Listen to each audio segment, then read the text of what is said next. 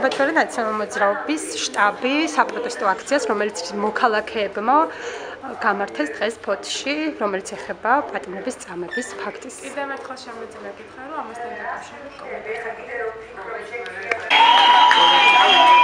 უერთდები თუ არა პატიმრის წამებასთან დაკავშირებით ფოთში გამართულ საპროტესტო აქციას? არა, არ ვერთდი, იმიტომ რომ ეს არის ოსტების მიერ ორგანიზებული აქცია, მაგრამ ისაც მოხდა არის მიღებული და ალბათ კიდევ დაიჯერებს საღამოში.